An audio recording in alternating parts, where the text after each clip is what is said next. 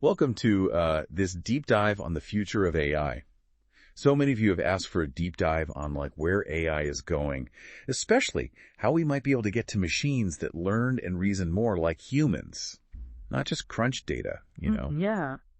So today we're diving into this paper, A Path Towards Autonomous Machine Intelligence. And this was written by Yann LeCun. Now, he's not just any researcher. He's a Turing Award winner, the chief AI scientist at Meta, and really a pioneer in deep learning. And this paper isn't just like some dry technical document. It's really him laying out his vision for where AI could be headed. And it's thought-provoking stuff, even if you aren't like a hardcore AI expert. It really is.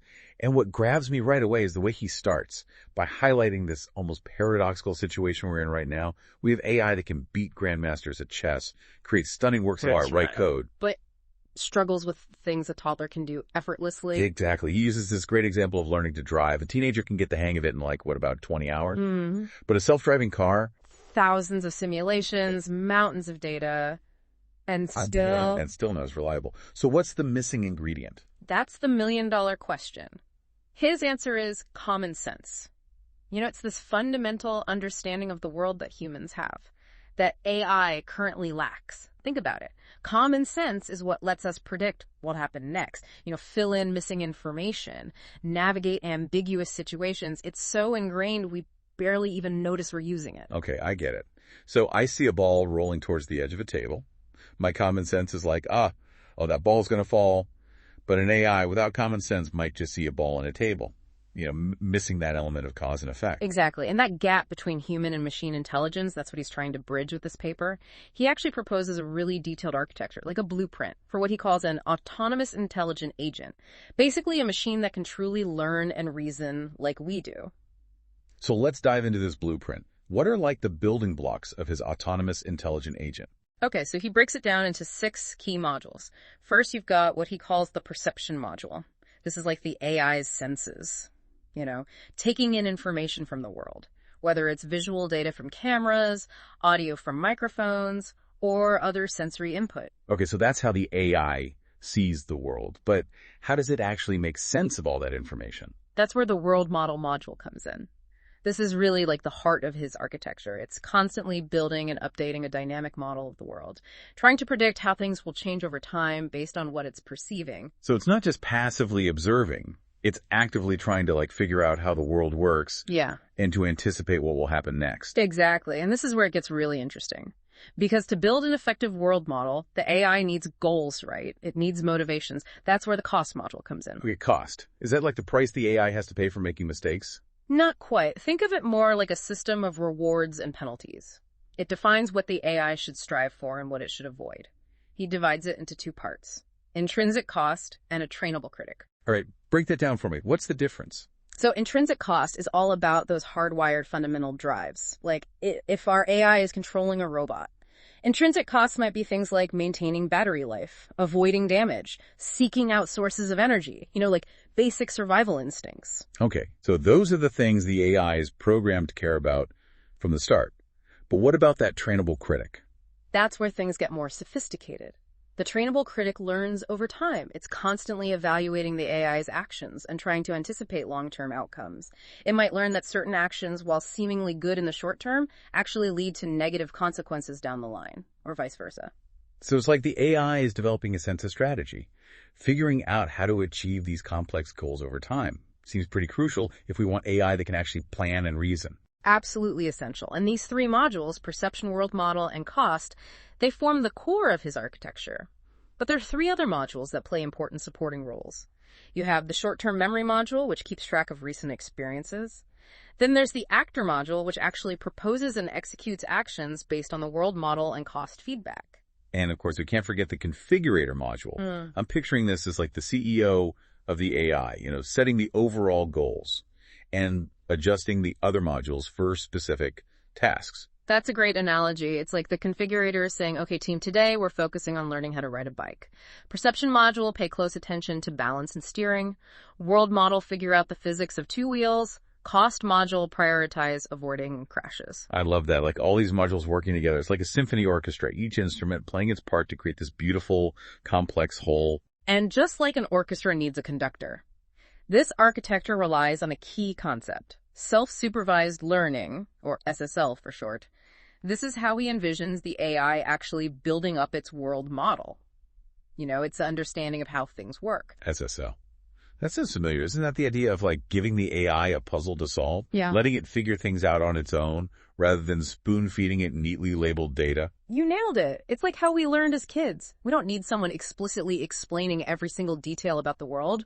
We explore, we experiment, we observe, and we build up our understanding through that process. So instead of giving the AI like a textbook on physics, we give it a bunch of blocks and let it figure out how gravity works by knocking them over. That's the general idea. And he's particularly interested in a specific type of SSL called the Joint Embedding Predictive Architecture, or JPA. Okay, now before my eyes glaze over. Haha, just kidding. I'm intrigued. Tell me more about this JPA thing. Well, the core idea is that JPA learns to predict representations of future states based on representations of the current state. But the key is it doesn't need to predict every tiny detail, just the essential aspects. Okay, so instead of predicting the exact trajectory of every leaf blowing in the wind, it might just focus on predicting that the branches are swaying and the leaves are rustling, capturing the overall pattern without getting lost in the specifics. That's a great way to put it. And this ability to abstract away from unnecessary details, that's what makes JPA so powerful. Okay, this is all starting to make sense. But how do we go from predicting the next few seconds of a video to an AI that can plan a cross-country road trip or write a novel? That's where things get even more ambitious. We need a way for AI to reason on different levels of abstraction, just like we humans do. And that's where hierarchical GPO or HGPO comes in. So think about it. Planning a road trip, you're thinking about things like routes, destinations, maybe even packing snacks. But when you're actually driving, you're focused on the road, the traffic, the car in front of you. Those are two very different levels of thinking. Right. So planning the trip, that's the big picture. Actually, driving is all about those split-second decisions. So HGPA, it's like having different layers of GPAs working together, each one handling a different level of detail. Exactly. The lower levels are dealing with the nitty-gritty details, the short-term predictions.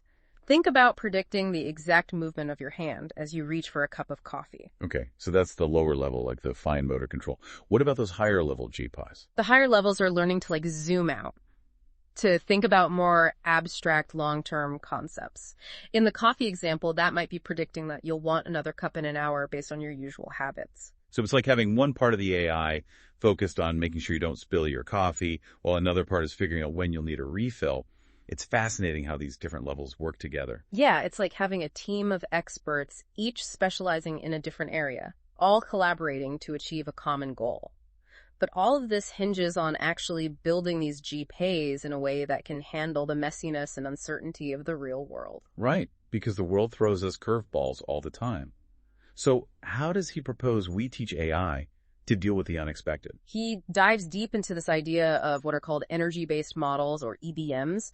Imagine a vast landscape with hills and valleys. Okay, I'm picturing it. Yeah. What do the hills and valleys represent? So the valleys represent low energy states. Where things make sense according to the AI's world model, these are areas where the AI's predictions are most likely to be accurate. The hills represent high energy states, where things are less likely, more uncertain, or just plain don't fit the model's understanding. So the AI is essentially trying to navigate this energy landscape, always seeking out those low energy valleys where its predictions are more likely to be correct. That's the goal. It's like the AI is constantly asking itself, does this make sense? Does this fit with my understanding of how the world works? And if it lands in a high energy state, a peak, it knows something's off and needs to adjust its predictions.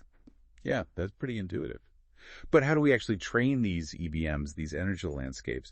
Is it just about feeding the AI tons of data? It's a little more nuanced than that. He actually cautions against the popular approach of what's called contrastive learning, where the AI is constantly comparing its predictions to a huge number of alternative possibilities. Why wouldn't that work? Doesn't more data usually mean better results? Well, in theory, yes.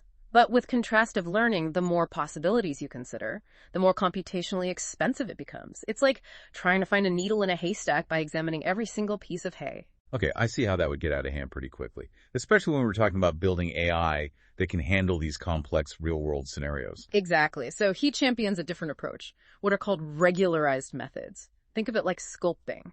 Instead of comparing the AI's predictions to countless alternatives, You're carefully shaping and refining the energy landscape itself, making it more precise and efficient. It's like shrink-wrapping the model around the areas of high data density. So it's less about brute force comparison and more about elegant design. That's pretty cool. But how does all this tie back to GPIs and building those world models? So remember, GPIs are all about predicting representations of future states based on the current state, right? They don't try to predict every single detail, just the essential information. And because they're not trying to generate every pixel of a future image, they can actually handle uncertainty much more effectively. Right. And those special encoder properties help them ignore the unpredictable details, like the exact arrangement of leaves on a tree, and just focus on the overall structure and movement. Precisely. And he suggests some really clever techniques for training these GPAs using non-contrastive methods, aligning with what he was talking about with EBMs.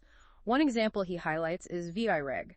It focuses on making those representations in the GPA as information-rich as possible, while making sure they're still predictable. So it's like VIREG is giving the GPA a workout, helping it build those strong, robust representations of the world. Exactly. It's a way to ensure that those representations are meaningful, that they capture something fundamental about how the world works. Okay, this is all starting to feel very concrete. We've got this GPA architecture for building world models, VIREG and other techniques for training them efficiently, and those energy-based models for dealing with the inherent uncertainty of the real world. It's like we're assembling this toolkit for building truly intelligent AI. And just like any good toolkit, it needs to be organized and adaptable. Remember those hierarchical GPAs or HJPAs we talked about earlier? That's where he sees things going, towards this multi-level, multi-scale prediction using these stacked GPAs. So those HJPAs, with their different layers of abstraction, those are the key to taking all of this and actually building AI that can reason like we do. Exactly. He envisions these architectures where you have multiple layers of GPAs, each operating on a different timescale, a different level of detail. Okay, I'm picturing it. The lower levels are focused on those like immediate, precise predictions, like the movement of your hand reaching for that coffee cup. And as you go higher up the hierarchy, the GPAs become more abstract, more focused on long-term goals and plans. That's a great way to visualize it. And remember, each layer is still a JPA, so they're all trained using these efficient, non-contrastive methods like VIREG. So it's like a pyramid, with the most detailed short-term predictions at the bottom and the most abstract long-term predictions at the top. That's a good analogy. And this hierarchical structure is crucial for efficient planning and decision-making. It allows the AI to break down complex tasks into smaller, more manageable subtasks, just like we do. So going back to that driver example, the high-level GPIs might be planning the overall route to the destination, while the lower-level GPIs are handling the specifics of steering braking, responding to immediate obstacles. It's like a well-coordinated team, everyone playing their part. Precisely. And the beauty of this hierarchical approach is that it's incredibly efficient. The higher-level GPAs don't need to worry about every detail of the lower-level predictions. They can focus on the big picture, delegating the finer points to the layers below them. It's like delegating tasks to a team. But even with the best plan and the best team, sometimes things go wrong. How does the AI know what to do when the world throws a wrench in the works? That's where the actor module comes in, remember. It's the part of the AI that actually decides what actions to take, based on all those predictions and representations from the world model, and he envisions the actor being deeply integrated with the world model, using it to actually simulate the outcomes of different actions. So it's like the actor is constantly running simulations, like playing out different scenarios in its head before deciding what to do. Exactly. And what's even more interesting is that he emphasizes the importance of handling uncertainty within the actor module. It's not just about picking the single best action in a perfect world. It's about being able to adapt and adjust when things don't go according to plan. Because let's be real, the world is rarely perfect. It's all about rolling with the punches. Exactly.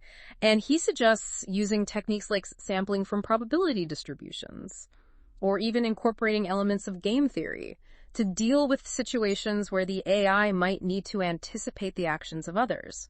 You know, it's not just planning, it's strategizing. Wow, this is getting pretty complex. It sounds like we need a massive amount of computing power and data to build a system like this. Are we talking about supercomputers running for years just to train these JPAs and world models? Yeah, that's a valid concern. And it's something he addresses directly. He proposes a few key ideas to make this architecture more computationally feasible.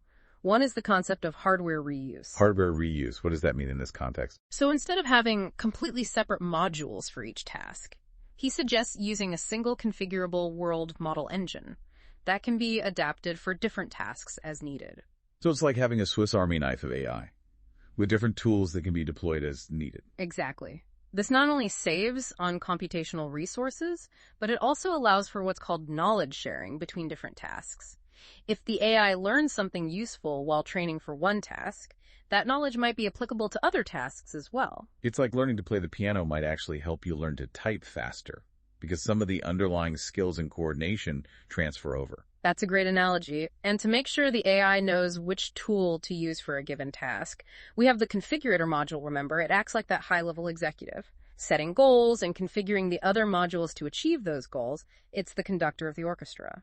So the configurator is responsible for task switching, making sure the AI is focusing on the right things at the right time. Precisely. It's all about flexibility and adaptability. The configurator allows the AI to switch gears, learn new skills, and adjust its strategies without needing to be completely retrained from scratch. This is all incredibly impressive.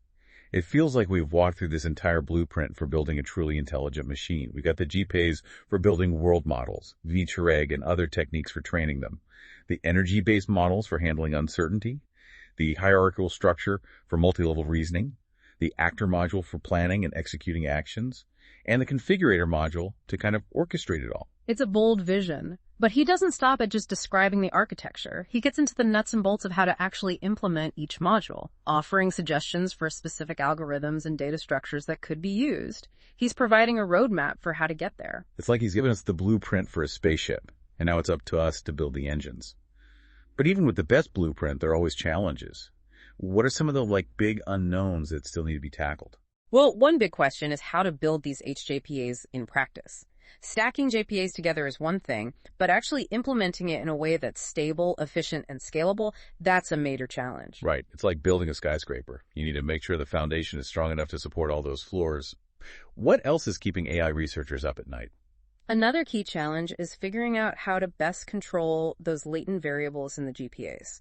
Those latent variables are used to represent the uncertainty in the predictions, but if we're not careful, they can actually cause the model to collapse, to become useless.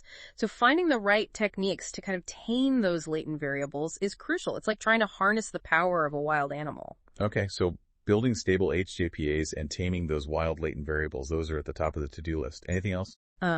Another big one is figuring out how the actor module explores those different possibilities, those different configurations of latent variables. We want the AI to be able to think outside the box, but we also need to make sure it doesn't go off on completely random tangents. It's all about finding that balance between creativity and chaos. That makes sense. It's like encouraging a child's imagination. Right. But also setting some boundaries so things don't get too wild. Exactly. And there are many other challenges as well. How do we design those dynamic routing and gating circuits that he mentions for the world model? How do we build efficient memory systems that allow the AI to store and retrieve information about the world? How do we ensure that the AI's goals and motivations align with our own values? These are big questions. This is all so fascinating and a bit overwhelming. It feels like we're just scratching the surface of what's possible. Yeah. But his work gives us a framework, a foundation to build upon. He's not claiming to have all the answers, but he's pointed us in a really intriguing direction. And it's a direction that draws inspiration from a lot of different fields, The paper doesn't exist in a vacuum. It connects to decades of research in AI, neuroscience, cognitive science. It's a truly interdisciplinary effort. Yeah, because ultimately the best example we have of general purpose intelligence is the human brain. Yeah. Right? So it makes sense to look to neuroscience for clues on how to build intelligent machines. Exactly. And the paper points out that this idea of a predictive world model, it's been a cornerstone of cognitive science for a long time. And in neuroscience, the concept of predictive coding is gaining a lot of traction, with the idea that our brains are constantly making and updating these predictions about the world around us. So those GPAs and HJPAs, with their emphasis on prediction and representation, they're sort of mirroring what we're learning about how brains work at a fundamental level. It's like we're trying to reverse engineer intelligence. Yeah, it's a fascinating parallel. And even the overall architecture with its different modules has some intriguing connections to brain structures. The perception module is like our sensory areas. The world model and critic could be analogous to the prefrontal cortex. The intrinsic cost module might be similar to the reward systems in the basal ganglia. It's not a perfect mapping, of course, but those connections are definitely there. It really makes you wonder if there are some universal principles of intelligence, whether it's biological or artificial, this ability to predict, to learn from experience, to adapt to a changing environment. It seems fundamental. And it brings us back to that mind-blowing idea of AI developing something akin to emotions. Remember how we talked about those cost modules? He suggests that those emotions might actually emerge from those cost functions, reflecting the AI's internal drives and goals. So the intrinsic cost module, with its hardwired drives for things like safety and energy, could be analogous to like our basic instincts, those primal urges that keep us alive. Yeah, that's one way to think about it. And then you have that trainable critic, which learns more complex goals over time, perhaps even developing something resembling desires or aspirations. It's like the AI is developing its own internal compass, guiding its actions towards what it wants to achieve. It's a wild thought, but it makes a certain kind of sense. Yeah. If we're aiming to build AI that's truly autonomous, that can operate in the world without constant human supervision, it's going to need some kind of internal drive, some sense of purpose. Exactly. But that raises some pretty profound questions, doesn't it? If AI can develop these internal states that drive behavior, how do we ensure those drives are aligned with human values? How do we prevent unintended consequences?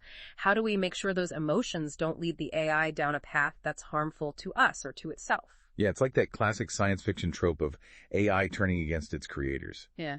But maybe on a more subtle, less Hollywood level. It's not necessarily about robots becoming evil supervillains, but about making sure their goals, their emotions, don't lead them to make decisions that we as humans would consider unethical or dangerous. It's a challenge we need to take very seriously. And it's not just a technical challenge, it's a philosophical one, a social one, even a moral one. We need to have a thoughtful, open conversation about what we want from AI, what role we want it to play in our lives, and how we can ensure its development benefits humanity as a whole. It's like we're standing at a crossroads. We have this incredible potential to create machines that can think, learn, and maybe even feel. But with that potential comes a tremendous responsibility. We need to make sure we're steering this technology in the right direction. And that's what makes this paper so important. It's not just a blueprint for building intelligent machines. It's a starting point for a much larger conversation about the future of AI and its impact on our world. It's like he's thrown down the gauntlet. Yeah. Challenging us to really think deeply about the implications of what we're creating. He's not claiming to have all the answers, but he's given us a framework, a set of tools, and a whole lot of food for thought. Yeah, and that's a powerful thing. This deep dive has taken us on quite a journey. From the limitations of current AI, to the intricate details of GPAs and HGPAs, to the mind-bending possibilities of AI developing emotions. And it's clear that the field of AI is rapidly evolving, and we're just beginning to glimpse its full potential. It's a future filled with both promise and peril, and it's up to all of us to shape that future. So to our listener, we leave you with this question. What does the future of AI look like to you? What hopes do you have, and what concerns do you hold? This deep dive was about one vision for autonomous machine intelligence. But it's your thoughts, your questions, your perspectives that will ultimately shape the future. We encourage you to keep exploring, keep learning, and keep engaging in this crucial conversation. Thanks for joining us on this deep dive into the heart of artificial intelligence. Until next time, keep asking the big questions and keep pushing the boundaries of what's possible.